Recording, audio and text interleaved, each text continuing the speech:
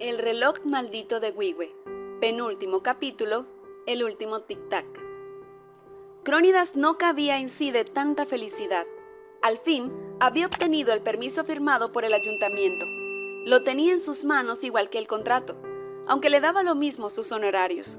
Lo que más le importaba, lo que tenía más sentido para él, era el hecho de tener la libertad de ponerse manos a la obra con el reloj. Estaba tan feliz que al salir del ayuntamiento se fue directo en busca del profesor Portillo, para darle la noticia. El hombre, como era de esperarse, no recibió la noticia de buen agrado.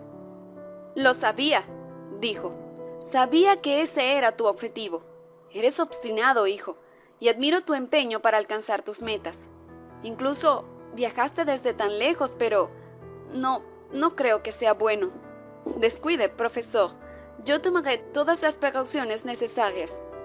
«¿Qué tipo de precauciones?», preguntó el maestro. «Ya conoce mi hipótesis. Si lo que ha estado causando las muertes es algún tipo de toxina, no correré riesgos. Compré un traje especial que me mantendrá aislado y además el alcalde hará que me acompañe a una comisión de toxicología. Ya quedé con él para mañana a primera hora, así que hoy mismo me pondré en contacto con la comisión». «¿Y si no se trata de ninguna toxina?». «Claro que sí, estoy seguro». «¡Santo Dios!», exclamó el profesor pasándose las manos por el rostro. «Ojalá se te quitara esa idea loca de la cabeza. Será mejor que vuelvas a tu país, hijo. Ya aprendiste suficiente acerca de nuestra historia». «No vine solo a indagar, profesor, y no se preocupe», dijo Crónidas, colocándole una mano en el brazo para reconfortarlo. «Todo estará bien». Crónidas se marchó a su posada mientras el profesor miraba con miedo el reloj desde la ventana de su despacho, rogando internamente para que, de alguna forma, Crónidas desistiera de su descabellada empresa y regresara a su país de origen. Ya le simpatizaba y no quería que algo malo le sucediera. No estaba seguro si después de tantos años el reloj se dejaría manipular. El profesor Portillo era un hombre de letras, sí, un hombre de mundo, y quizá resultaba curioso que precisamente alguien como él le prestara atención a una leyenda. Pero él mismo había presenciado las consecuencias de la reparación del reloj. Su amigo había muerto por causa de eso. No era ningún invento. La historia del reloj de Wiwe era completamente cierta, y había pruebas. El relojero suizo era tan feliz que no estaba dispuesto a escuchar advertencias. Su sueño estaba cada vez más cerca de materializarse. Solo faltaba un día, así que dentro de él tuvo la sensación de cargar un cronómetro en cuenta regresiva, a partir del momento en que recibió el permiso. Faltaba poco, realmente poco, para que el pueblo contara de nuevo con su reloj icónico. Cuando llegó a la posada, miró las flores a su alrededor y se sintió todavía más contento e inspirado, pero recordó de pronto que debía avisarle a su familia y a su amigo Víctor que oficialmente había obtenido el permiso para trabajar en su proyecto. De modo que siguió de largo para entrar a su habitación. Una vez allí, tomó su teléfono celular, pero este no tenía carga, así que decidió darse un baño relajante mientras lo conectaba. En aquella tranquilidad relajante de su baño, resultaba aún más vívida y extraña la sensación de que el tiempo iba en cuenta regresiva. Desde el momento en que tuvo el documento en las manos, sintió que faltaba poco para algo, pero él lo atribuyó a la reparación del reloj. Faltaba poco para eso.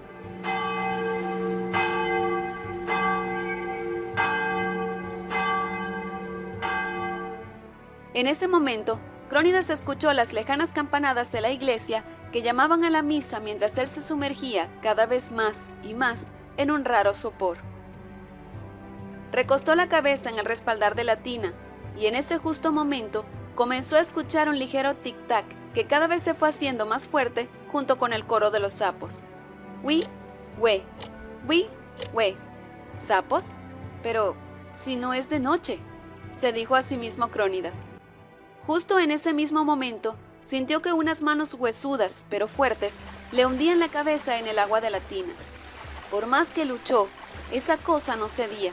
Al contrario, lo empujaba cada vez más. Por la mente de Crónidas pasaron muchas cosas. ¿Qué estaba sucediendo? ¿Quién había entrado en su habitación? ¿Por qué intentaban matarlo? Pero a pesar de sus interrogantes y del estrés de la situación, el relojero no dejó de escuchar ni por un segundo aquella constante onomatopeya que indicaba el paso del tiempo representado en las agujas de un reloj, ni tampoco el coro de los sapos que le había dado nombre al pueblo, y al que además se le sumaban esos susurros que parecían venir de todas partes y de ningún lado a la vez, susurros ininteligibles. Cuando Crónidas, cansado de luchar en vano contra su agresor invisible, estuvo a punto de darse por vencido, sin aire y asustado, comprobó que todo había sido producto de una horrible pesadilla al despertar de golpe en la bañera, con el agua a la altura de la nariz. ¿Qué rayos?, se dijo a sí mismo exaltado y con el corazón palpitándole con violencia dentro del pecho. Se pasó las manos por la cara para espabilarse. Todo había sido producto de su noche en vela. No había descansado bien, y una mente alterada por la falta de sueño podía crear cualquier pesadilla a la menor oportunidad. Cuando salió de la tina, se sintió más recuperado, pero todavía le temblaba el pulso mientras se ponía la ropa. ¿Por qué últimamente le daba por tener pesadillas? Aunque esta en particular fue tan vívida. Sí, probablemente la mala noche anterior la hubiese provocado. No había otra explicación.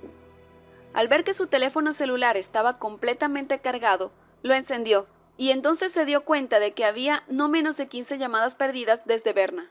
Todas eran de su esposa. Crónidas se preocupó y decidió devolver la llamada.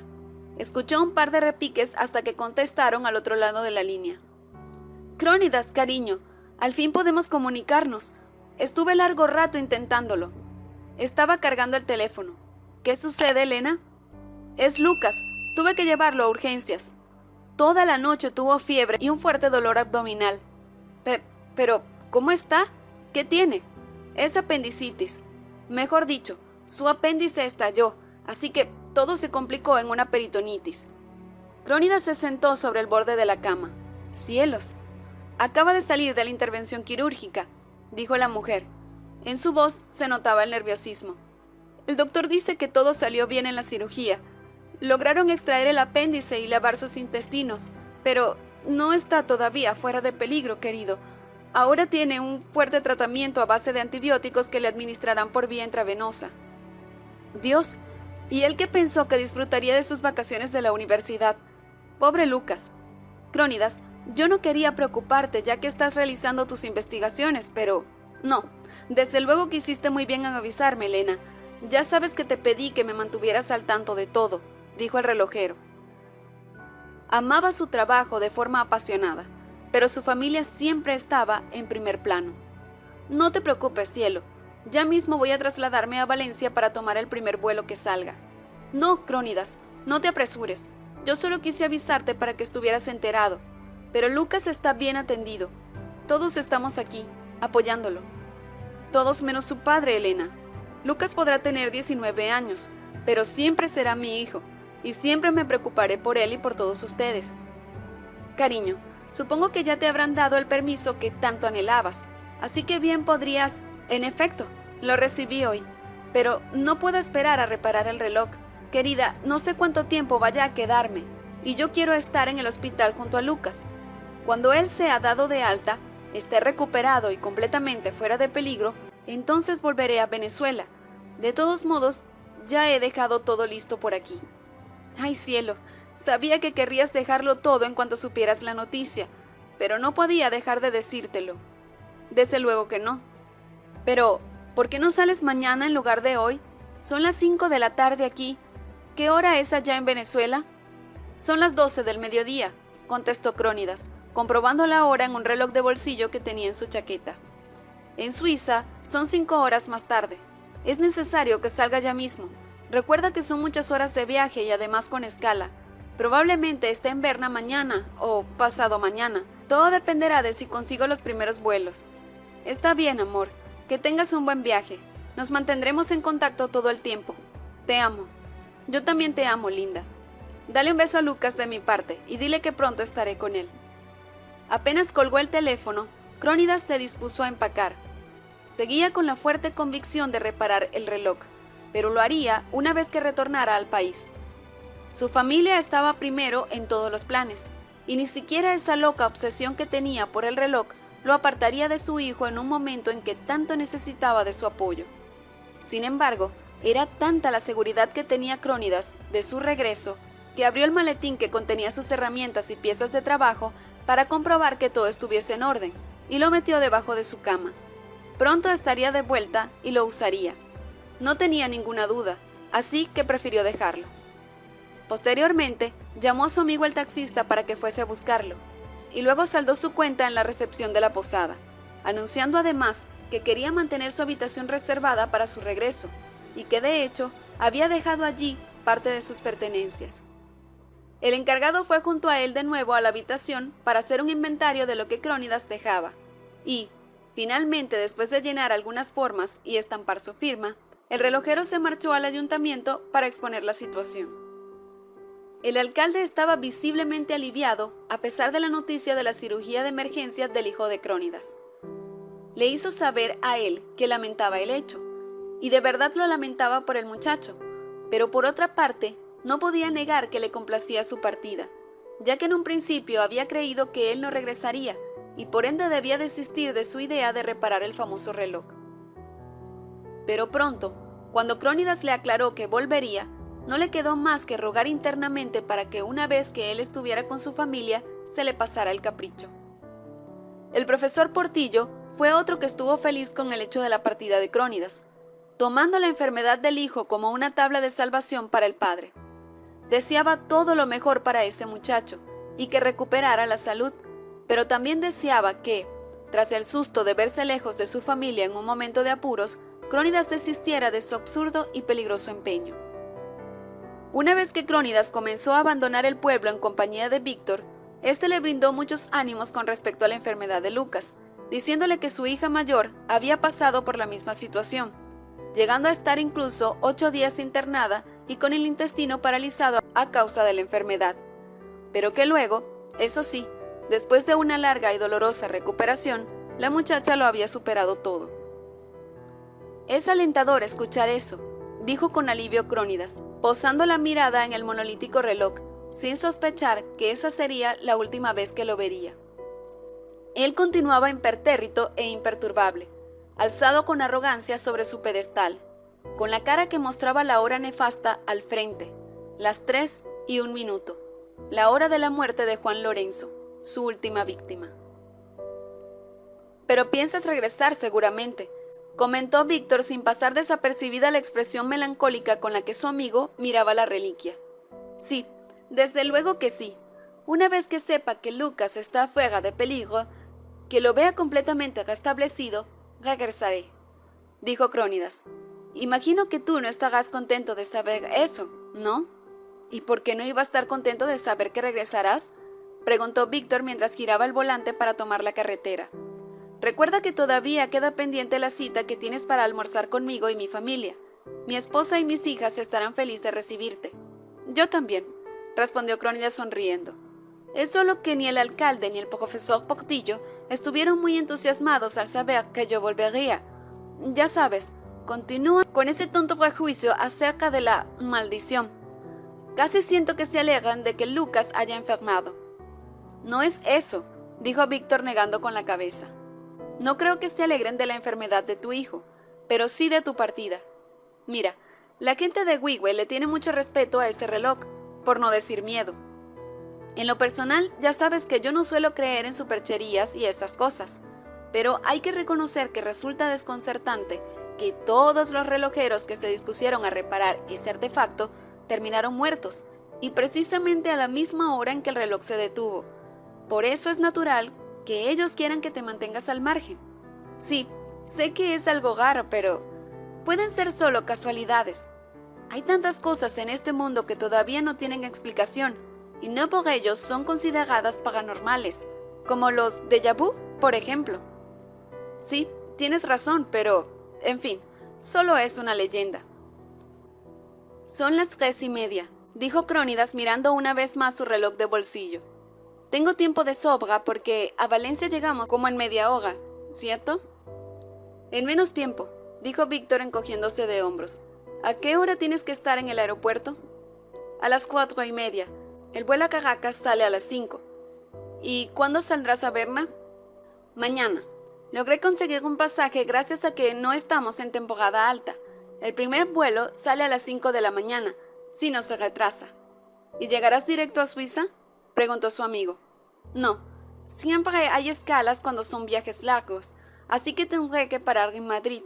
Supongo que allí estaré un par de horas o tan solo una si tengo suerte. Cuando llegaron al aeropuerto, Víctor ayudó a Crónidas con el equipaje, porque eran varias valijas, y una vez que lo dejó bien ubicado, se quedó junto a él hasta que fue llamado para abordar el avión que lo llevaría a la capital del país. Bueno, espero que sigamos en contacto hasta el momento de tu regreso, dijo Víctor estirando la mano derecha para despedir a su amigo. Crónidas la estrechó sonriendo y posteriormente le dio un fuerte abrazo. Fue un placer haberte conocido, Víctor. Muchas gracias por brindarme tu amistad y por haberme enseñado todo lo que ahora sé sobre el país y también sobre su cultura. Desde luego que seguiremos en contacto. No te olvides que volveré. Que tengas buen viaje, Crónidas. Espero que tu hijo se mejore pronto. Yo también lo espero. Crónidas se perdió de vista en medio de la gente que caminaba en fila hacia las puertas de embarque, y en tan solo 12 minutos ya estaba en la capital del país. Se registró en el mismo hotel donde se quedó cuando llegó, y se dejó caer exhausto sobre la cama antes de llamar de nuevo a su esposa para confirmarle que ya se encontraba en la capital y que al día siguiente estaría tomando un nuevo vuelo que lo llevaría a Madrid, y de allí, finalmente a Berna. Después de cenar, Crónidas se quedó profundamente dormido. Por fin podía descansar a plenitud. Por primera vez en mucho tiempo, no hubo susurros que lo despertaran en mitad de la noche, ni tampoco extrañas pesadillas. Tuvo un largo sueño tranquilo y relajante que duró hasta que la alarma de su teléfono celular sonó para indicarle que debía levantarse, porque debía ir de nuevo al aeropuerto. Su vuelo salía a las 5:30 de la mañana. En Suiza, su esposa Elena le ajustaba las almohadas a su hijo Lucas para que pudiera estar más cómodo. Ya me quiero ir a casa, mamá. Estoy harto de estar aquí. Sabes perfectamente que eso es imposible hasta que termines el tratamiento. ¿Y cuánto tiempo durará? No lo sé. Tu padre dice que la hija de su amigo el taxista estuvo internada 8 días. ¿8 días?, preguntó escandalizado Lucas mientras esbozaba una mueca de dolor. Se había movido muy rápidamente y eso le generó molestias. No estaré aquí todo ese tiempo. Eso lo decidirá tu doctor, Lucas. En ese momento, la puerta de su habitación se abrió y entraron Emma, la madre de Elena, y Robert, su otro hijo. ¿Cómo te encuentras hoy, mi amor?, preguntó la abuela. Con mucho dolor, pero creo que estaría mejor si estuviese en casa. Elena negó con la cabeza. Igual de terco que su padre, ¿eh? ¿Y papá ha llamado?, preguntó Robert. Sí, ya salió de Caracas hace como 1 hora, respondió Elena mirando el reloj redondo y blanco que estaba en la pared posterior a la cama de Lucas. Pobrecito, allá eran las 6:30 de la mañana. ¿Cuánto tiempo se tardará en llegar?, preguntó Emma. 9 horas hasta aquí, pero primero tiene que hacer escala en España. Supongo que allí estará un par de horas y después seguirá hasta aquí. Va a llegar exhausto el pobre. Las horas pasaron y por la noche, luego de que su médico lo reconociera, se terminó la hora de visita.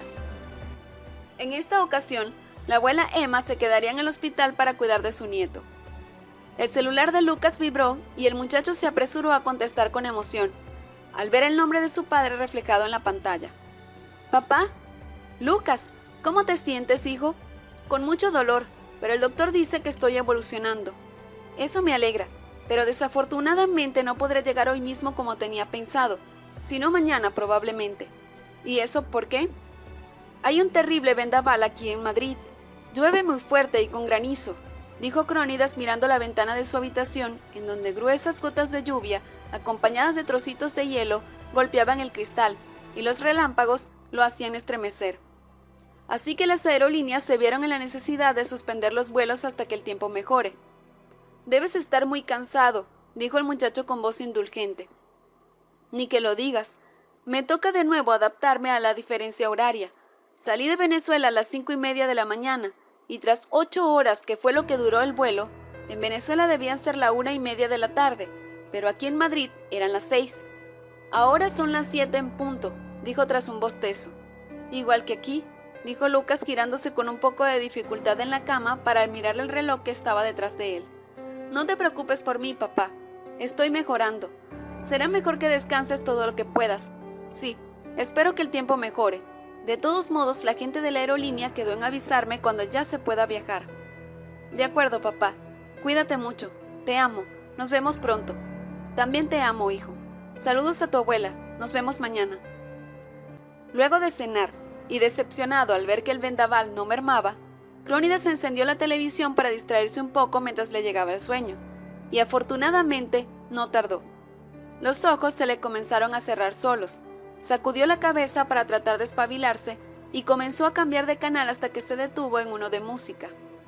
No marques la hora, porque voy a enloquecer.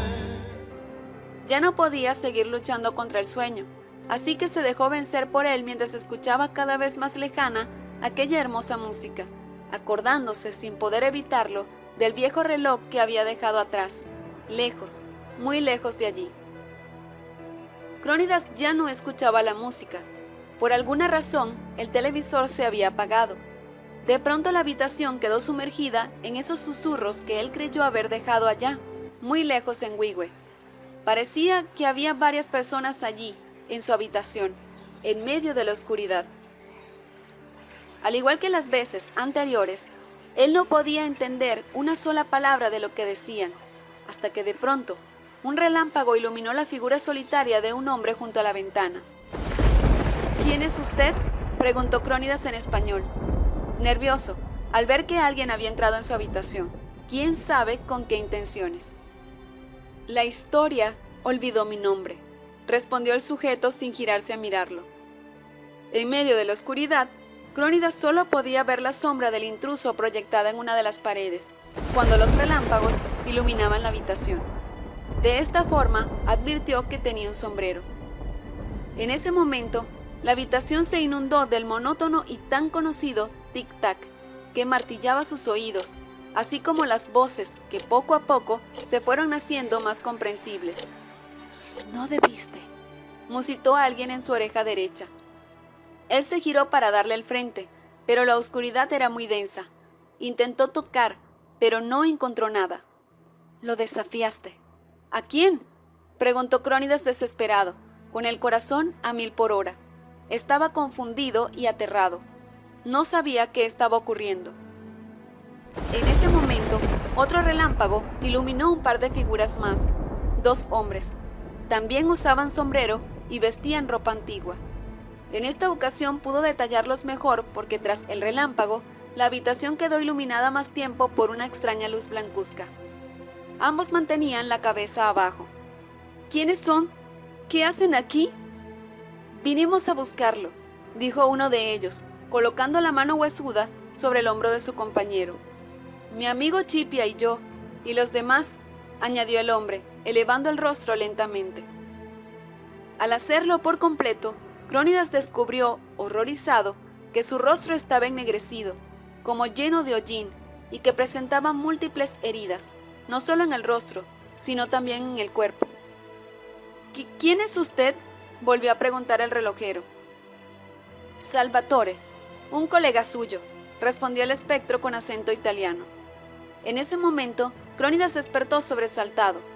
De nuevo había tenido una terrible pesadilla. Se levantó de la cama y encendió la luz, pero solo unos segundos después comprobó que podía seguir oyendo ese tic-tac. Elevó la mirada por instinto y entonces descubrió un reloj analógico encima del televisor. Recordaba haberlo visto al momento de entrar por primera vez en la habitación, pero en ese entonces era más silencioso. El reloj marcaba las 2:59 de la madrugada. En ese momento, y sin saber por qué, se vio invadido de una gran angustia que lo hizo vagar de un lado a otro de la habitación. Recordó al profesor Portillo y sus historias, así como sus advertencias. Recordó al alcalde y su expresión de asombro y miedo cuando él le manifestó su voluntad de reparar el reloj. Recordó a su amigo Víctor, que a pesar de no ser supersticioso, se mostraba inquieto cada vez que tocaban el tema de la reparación. Elena, Robert y Lucas también llegaron a su memoria en el justo instante en que la habitación volvía a llenarse de murmullos incomprensibles. Zumbidos que de nuevo fueron adquiriendo sentido a medida de que el miedo agudizaba sus sentidos. Eran rezos. Crónidas corrió hacia la ventana a pesar de que la razón le indicaba que el ruido no podía venir del exterior, porque él se encontraba en un 7º piso, y además porque sonaba demasiado cerca. En efecto, afuera no había nada, solo una brisa helada y algunas gotas de lluvia. La tormenta había terminado, pero no así la angustia del relojero. Un ruido repentino lo hizo sobresaltar, y al girar el rostro para ubicar la procedencia, comprendió que se trataba del reloj que indicaba el nacimiento de un nuevo minuto, las 3 en punto. La angustia se hizo más grande dentro del corazón de Crónidas. Todo parecía tan inverosímil, tan irreal, que no podía ser otra cosa más que un sueño muy vívido. Pero, ¿cómo? Estaba más despierto que nunca. Si tan solo se detuvieran esos rezos y ese maldito martilleo que generaba el reloj. Jamás, en toda su vida, imaginó que ese sonido llegaría a atormentarlo, siendo él un relojero de profesión. Sin poder aguantar un solo segundo más de incertidumbre y angustia, el hombre echó a correr con dirección a la puerta para salir de la habitación, pero descubrió con horror que estaba bloqueada.